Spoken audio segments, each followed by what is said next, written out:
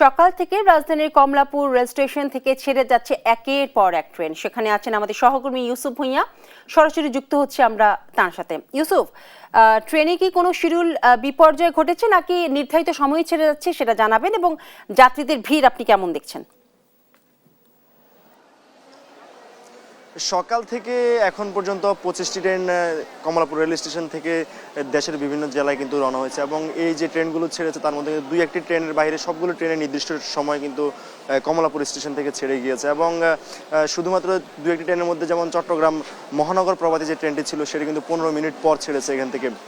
এই একটু লেট হওয়ার পিছনে কিন্তু অন্যতম একটি কারণ হিসেবে দেখানো হচ্ছিল যে আজকে কিন্তু যে পরিমাণে ভিড় থাকার কথা ছিল সেই পরিমাণে কিন্তু ভিড় আমরা লক্ষ্য করতে পারিনি সকাল থেকে। এবং আপনাদেরকে যদি এখনও একটু দেখানোর চেষ্টা করি কমলাপুর রেল স্টেশনের চিত্র একটু যদি আপনাদেরকে দেখাই, যে সকালের পর থেকে সকালে একটু ভিড় থাকলেও ঘরমুখী মানুষের তারপর থেকে একটু পর অনেকটাই কমে যায় ভিড়। এবং ক্রমান্বয়ে যে 25টি ট্রেন অন্তনগর, তার মধ্যে অনেকগুলো ট্রেন ছিল।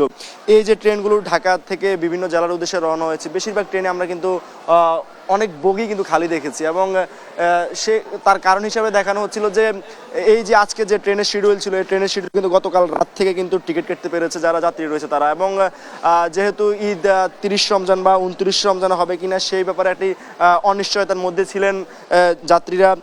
শেষ মুহূর্তে অনেকে সিদ্ধান্ত নিয়েছেন আসলে স্বজন এবং পরিবারের সঙ্গে গিয়ে ঈদ করবে, এবং সেই জায়গা থেকে তারা এখান থেকে ছেড়েছে। এবং আজকের এখন পর্যন্ত স্টেশনের কর্তৃপক্ষ যেটা জানিয়েছে যে 55টি ট্রেন হয়তো ঢাকা থেকে এই স্টেশন থেকে ছেড়ে যাবে দেশের বিভিন্ন জেলায়।